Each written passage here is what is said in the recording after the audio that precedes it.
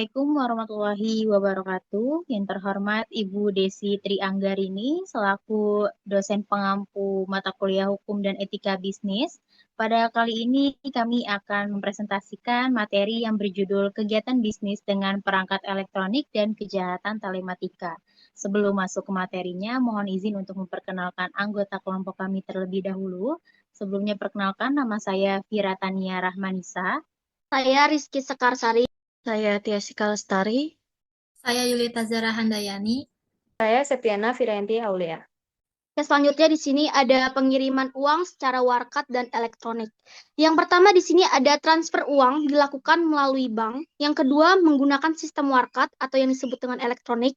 Yang ketiga di sini melibatkan pengirim dan penerima dana. Dan yang keempat di sini ada bank menjadi perantara transaksi. Transfer uang merupakan proses pemindahan sejumlah dana dari pihak pengirim kepada pihak penerima dengan menggunakan bank sebagai perantara transaksi. Proses ini juga dapat dilakukan secara langsung melalui kantor bank maupun secara elektronik ataupun melalui ATM, mobile banking, internet banking, dan aplikasi digital lainnya. Saat ini, transfer elektronik lebih banyak digunakan karena dinilai lebih cepat, praktis, efisien, serta memudahkan masyarakat dalam melakukan transaksi kapan saja dan di mana saja melalui smartphone. Di sini ada 5 pihak yang terlibat dalam transfer uang. Yang pertama ada pihak pengirim atau disebut dengan remitter transferor. Yang kedua ada pihak bank pengirim atau disebut remitting bank transferor bank. Yang ketiga pihak penerima, beneficiary, transfer. Yang keempat, di sini ada pihak bank pembayar atau disebut dengan paying bank. Yang kelima, ada pihak bank pembayar kembali atau bisa disebut dengan reimbursing bank. Berikutnya ada model pengiriman barang. Pengiriman uang dapat dilakukan melalui berbagai metode, baik secara manual maupun elektronik. Perkembangan teknologi membuat sistem elektronik lebih mudah dilakukan di mana saja dan kapan saja. Perkembangan teknologi membuat metode transfer elektronik semakin banyak digunakan dalam kegiatan bisnis saat ini. Berikut beberapa model pengiriman barang. Yang pertama ada cek. Cek yaitu surat perintah tertulis kepada bank untuk membayar sejumlah uang kepada penerima. Yang kedua ada bankers draft, yaitu alat pembayaran yang diterbitkan langsung oleh bank sehingga lebih terjamin keamanannya. Yang ketiga ada international money order atau IMO yang biasanya digunakan untuk pengiriman uang antar negara.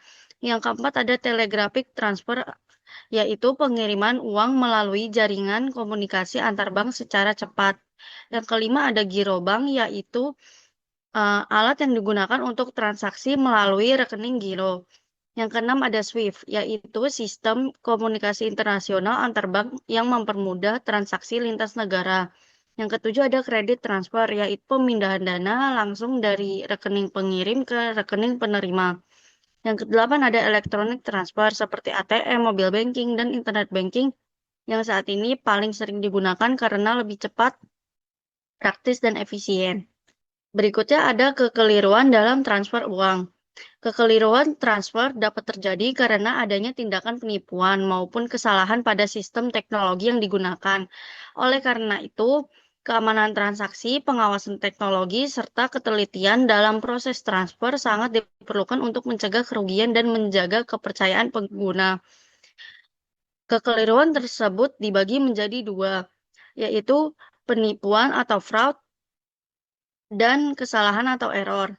Yang pertama ada penipuan. Penipuan dapat berupa tindakan pegawai bank yang menyalahgunakan wewenang, penyalahgunaan terminal elektronik, serta pemalsuan pesan transfer. Yang kedua ada kesalahan atau error yang dapat terjadi karena gangguan komputer, kerusakan software, maupun prosedur transfer yang belum standar. Selanjutnya ada dasar hukum transfer dana.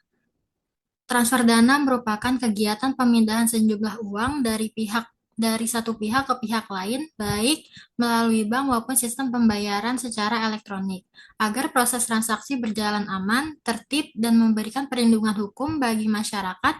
Kegiatan transfer dana di Indonesia diatur dalam beberapa peraturan. Yang pertama, Undang-Undang Nomor 7 Tahun 1995 tentang Perbankan yang mengatur kegiatan usaha perbankan secara umum. Yang kedua, Undang-Undang Nomor 23 Tahun 1996 tentang Bank Indonesia yang memberikan kewenangan kepada Bank Indonesia dalam mengatur sistem pembayaran. Dan yang ketiga, Undang-Undang Nomor 3 Tahun 2011 tentang transfer dana yang secara khusus mengatur mekanisme, hak, kewajiban, dan perlindungan hukum dalam proses transfer dana. Dengan adanya dasar hukum tersebut, transaksi transfer dana dapat dilakukan dengan lebih aman, terpercaya, dan memiliki kepastian hukum.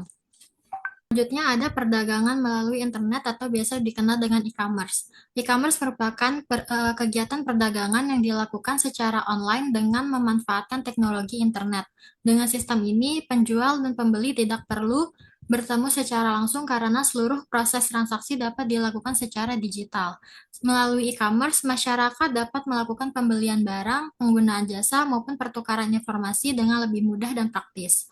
Selain memberikan kemudahan, perdagangan melalui internet juga membuat proses transaksi menjadi lebih cepat, efisien, dan mampu menjangkau pasar yang lebih luas dibandingkan perdagangan konvensional. Selanjutnya ada jenis-jenis dan e-commerce. Jenis-jenis e-commerce ini dibagi menjadi 7 jenis. Yang pertama ada business to business, model transaksi elektronik yang dilakukan antar perusahaan untuk memenuhi kebutuhan bisnis, seperti pembelian bahan baku atau kerjasama distribusi. Yang kedua, business to consumer, sistem perdagangan elektronik di mana perusahaan menjual produk atau jasa secara langsung kepada konsumen akhir melalui platform digital. Selanjutnya ada consumer to consumer, yaitu transaksi online yang terjadi antar individu atau konsumen, biasanya melalui marketplace atau platform jual beli.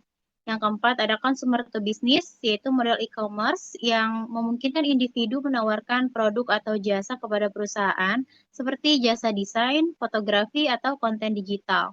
Selanjutnya ada business to administration, yaitu bentuk transaksi elektronik antara perusahaan dengan instansi pemerintah dalam penyediaan barang maupun layanan. Yang keenam ada consumer to administration, yaitu interaksi atau transaksi digital yang dilakukan masyarakat dengan lembaga pemerintah, misalnya pembayaran pajak atau administrasi layanan publik. Selanjutnya ada online to offline, yaitu model bisnis yang menghubungkan aktivitas online dengan transaksi atau layanan yang dilakukan secara langsung di lokasi fisik. Jadi jenis-jenis e-commerce ini dibedakan berdasarkan pihak yang terlibat dalam transaksi, baik antara perusahaan, konsumen, maupun instansi pemerintah. Selanjutnya ada kejahatan telematika. Macam-macam kejahatan telematika yaitu ada hacker dan cracker, denial of service attack, piracy, fraud, gambling, pornografi and pedophilia, dan data forgery. Kejahatan telematika adalah tindak kejahatan yang memanfaatkan komputer, internet, dan teknologi digital sebagai sarana maupun sasaran kejahatan. Perkembangan teknologi informasi yang semakin pesat membuat berbagai aktivitas dapat dilakukan secara online. Namun, hal tersebut juga membuka peluang terjadinya penyalahgunaan teknologi oleh pihak yang tidak bertanggung jawab. Bentuk kejahatan telematika sangat beragam, seperti hacking, penipuan online, pencurian data, penyebaran virus, hingga pemalsuan data elektronik. Kejahatan ini dapat merugikan individu, perusahaan, bahkan negara karena dapat mengganggu keamanan data dan sistem elektronik yang digunakan dalam kehidupan sehari-hari. Hukum kejahatan telematika dan kesimpulan, yaitu diatur dalam UU ITE nomor 11 tahun 2008, mengatur pelanggaran transaksi elektronik, terdapat sanksi pidana dan denda. Cybercrime menjadi tantangan di era digital. Perkembangan teknologi memberikan banyak kemudahan dalam kegiatan bisnis, terutama dalam transaksi elektronik dan perdagangan melalui internet. Dengan adanya teknologi digital, proses bisnis menjadi lebih cepat, praktis, dan efisien. Namun, perkembangan tersebut juga meningkatkan resiko terjadinya kejahatan telematika seperti penipuan online, pencurian data, dan penyalahgunaan sistem elektronik. Oleh karena itu, diperlukan pemahaman mengenai hukum serta keamanan teknologi agar penggunaan sistem digital dapat dilakukan secara aman dan bertanggung jawab. Sekian presentasi dari kelompok kami, kurang lebihnya mohon maaf. Wassalamualaikum warahmatullahi wabarakatuh.